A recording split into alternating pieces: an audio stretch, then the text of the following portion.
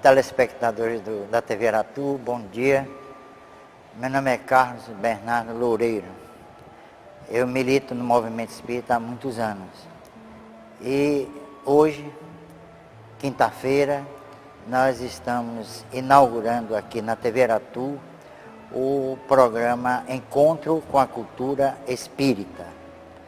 É um programa que pretende divulgar a doutrina nos seus aspectos científico, filosófico e ético. Então a nossa proposta é justamente esta, porque acreditamos que poucas pessoas conhecem realmente o Espiritismo. E então nós assumimos esse compromisso de divulgá-lo na medida dos nossos conhecimentos. Mas vocês tenham a certeza de que o Encontro com a Cultura Espírita será um programa sério, objetivo, informativo e esclarecedor. Então, hoje nós vamos abordar um tema muito interessante e muito discutido. É a reencarnação. A reencarnação é um dos princípios fundamentais do Espiritismo. Mas esse princípio não foi instituído por Allan Kardec. Ele vem desde remotas eras. As grandes civilizações, como os egípcios, os romanos e os próprios gregos, criam na reencarnação. Eles até mesmo admitiam esse princípio como um dos aspectos primordiais da evolução. Os egípcios conheciam o perispírito, conheciam a reencarnação e tinham uma doutrina chamada hermética, é o chamado esoterismo com S, embora pregasse o esoterismo com X, quer dizer, um para dentro, o outro para fora, um para os iniciados e o outro para o povo. Então, eles pregavam a reencarnação, como dizer, intramuros, hermeticamente. E isso daí foi realmente importante para a própria sobrevivência do imperialismo faraônico.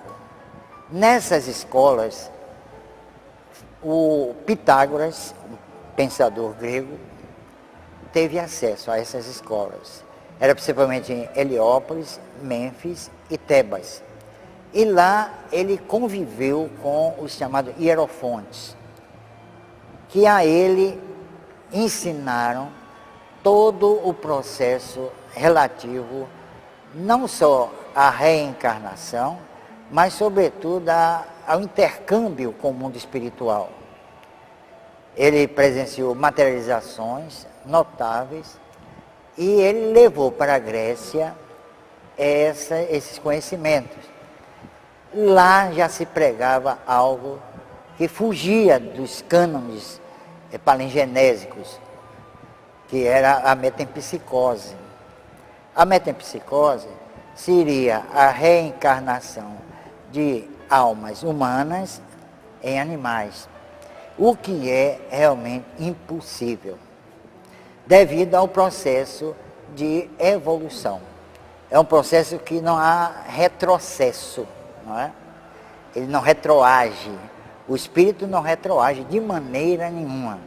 Ele já desenvolveu a inteligência, ele já desenvolveu o raciocínio, ele já desenvolveu seu modus vivendi, seu ente de razão sobre a vida e o mundo. Então não podia retroceder. Foi uma das falhas, né, que nós encontramos, e quem estudar também vai encontrar, no processo, no desenvolvimento do pensamento grego a respeito da evolução. É claro que eles tinham uma cosmologia, embora um tanto e quanto rudimentar, pela falta de equipamentos, de tecnologia, mas eles tinham, através da intuição, uma espécie de cosmologia. Então, criou-se um conflito, né? Algo assim defasado entre essa teoria da metempsicose e os voos, né, intuitivos do grego em torno da origem e do porquê do universo. Então, nós temos que ter cuidado em estudar a reencarnação e a metempsicose, que até hoje, 2005, ainda confundem ambos os princípios. Isso é realmente lamentável. É falta de estudo, é falta de pesquisa e falta de um certo critério que exigiria uma observação mais acurada do que a doutrina espírita prega. É claro que nós vamos encontrar a reencarnação entre os orientais, na Índia, por exemplo, nós encontramos o estudo, embora vinculado, atrelado ao chamado karma, mas encontramos um estudo razoável da reencarnação. E quem iniciou o estudo da reencarnação lá na Índia, de uma forma à luz das concepções ocidentais, foi Helena Blavatsky. Depois surgiram os grandes pesquisadores, entre os quais se destaca Mahendra Banerjee, da Universidade de Rajpur. Ele realmente se dedicou de uma forma assim, sistemática ao estudo da reencarnação e ao estudo de casos. Há até o caso de uma menina chamada Shanti, que ele provou, através de pesquisa, através de um critério equilibrado de observação, a reencarnação. No Ocidente, nós vamos contar Ian Stevenson, e escreveu um livro chamado 20 Casos Sugestivos de Reencarnação.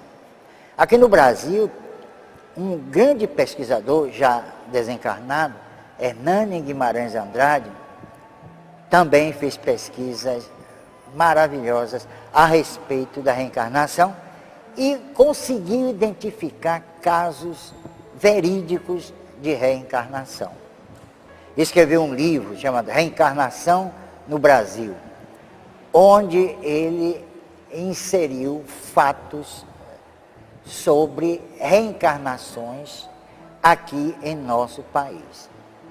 Então, esses 3 grandes pesquisadores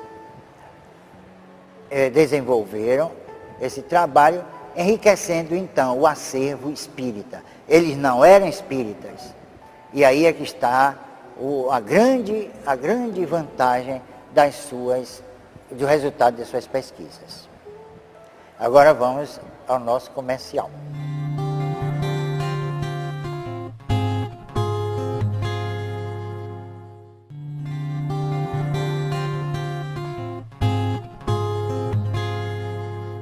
Dar continuidade ao tema que estamos desenvolvendo.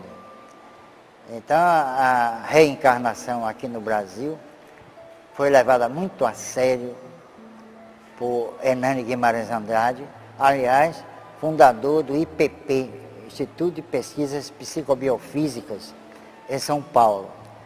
Nós também temos um trabalho sobre a reencarnação, sob o título Reencarnação, uma questão de bom senso. Agora, mais do que tudo, e acima de tudo, há o trabalho de Kardec. Em 1857, ele lança em Paris o Livro dos Espíritos. E no Livro dos Espíritos, na segunda edição, é de 1860, março de 1860, ele põe lá no livro um capítulo dedicado à reencarnação, sob o título Da Justiça da Reencarnação. Ora, em 1857, falar em reencarnação, nos moldes com que falou o codificador, era realmente uma revolução. Até Kardec, pouco se tratava da reencarnação. talvez quase nada. E ele, no Livro dos Espíritos, que teve uma repercussão fantástica, não só em Paris, onde ele foi lançado, a 18 de abril de 1857, mas em toda a Europa, quiçá em todo o mundo.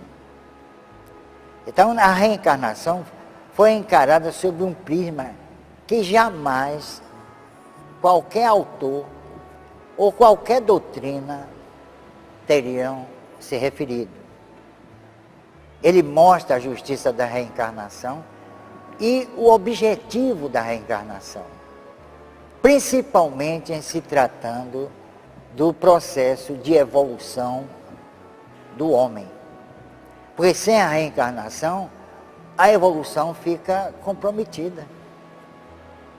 Ou então, os especialistas na questão teriam que fazer verdadeiras ginásticas, ou então usar aquele processo de Procusto para adequar a reencarnação a certos princípios que não tem nada a ver com a ciência.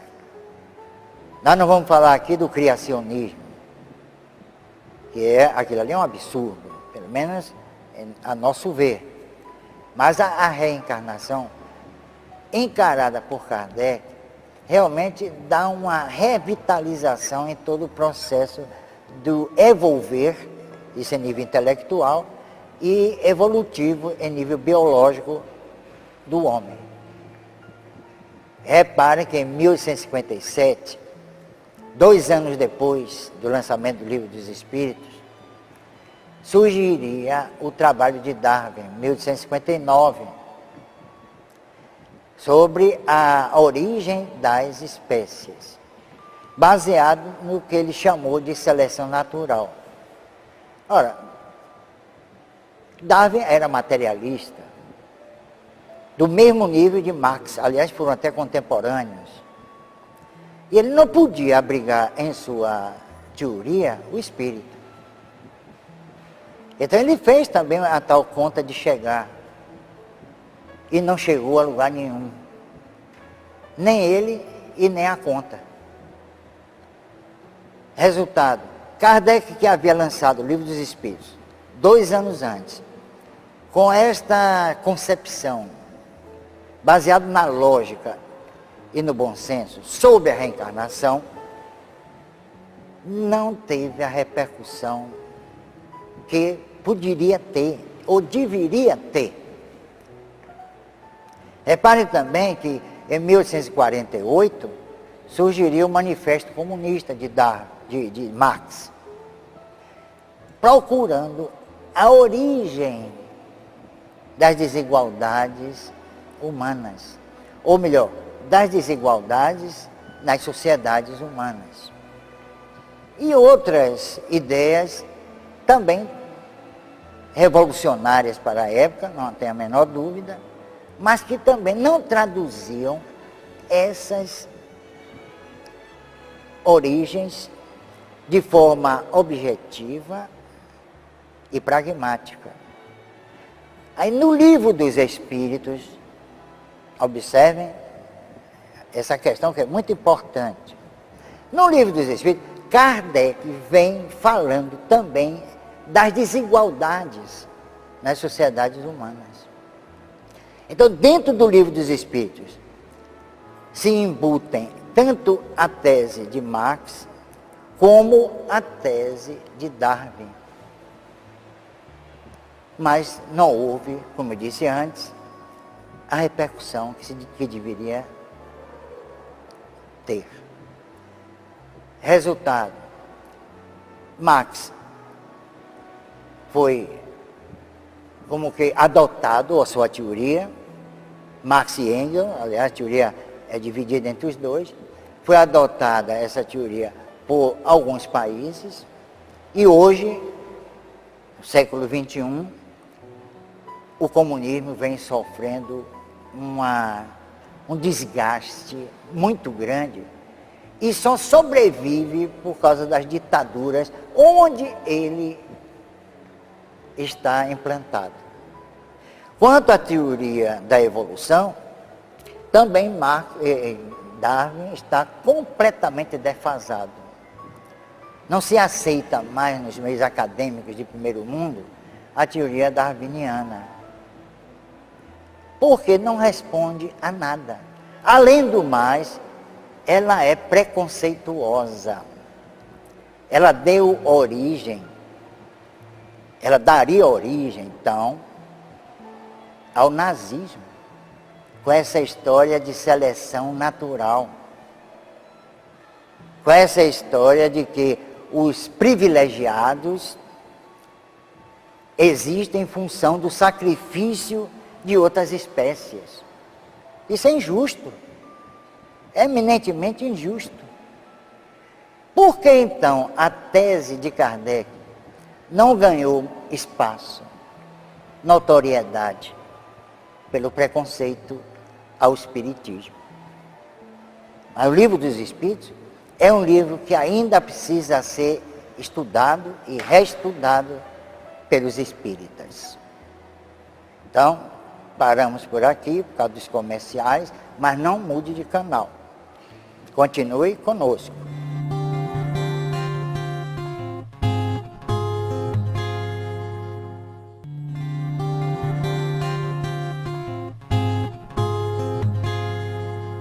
Olha, se vocês tiverem alguma dúvida, como eu sei que estão alimentando essas dúvidas, se comuniquem conosco.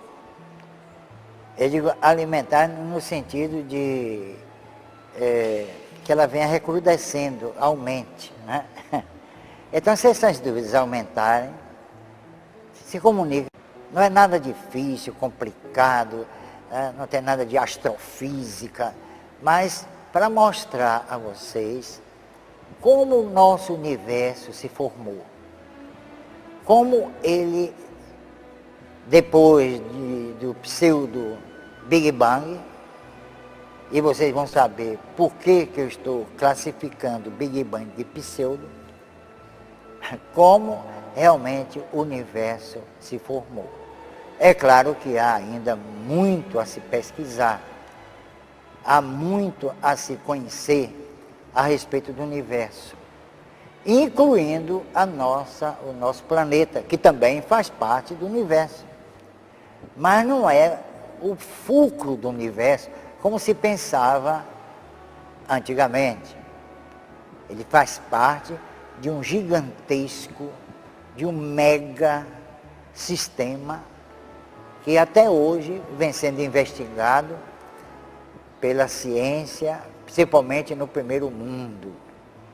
E ainda não se chegou a uma conclusão definitiva, tanto quanto a respeito da evolução que nós falamos aqui. A evolução pela sua complexidade ligada à palingenesia, quer dizer, a reencarnação. E o universo pela sua complexidade transcendental, ligada ao processo tempo e espaço, que ainda estão ambos para serem definidos. Quanto ao conhecimento da reencarnação, nós temos aqui este livro, este mesmo é de nossa autoria, Reencarnação, uma questão de bom senso. Este livro representa a síntese de todo um trabalho de observação sobre a reencarnação. Ele é fininho, mas tem muita coisa. Inclusive a intermissão. O que é a intermissão? É o tempo que nós ficamos mortos. O lapso de tempo, o espaço de tempo que nós ficamos mortos para a próxima reencarnação. Aqui é o do professor Dr. Hernani Guimarães Andrade, a reencarnação no Brasil. Aqui é estudo de casos notáveis mesmo sobre a reencarnação. E este aqui é de Ian Stevenson, 20 casos sugestivos de reencarnação.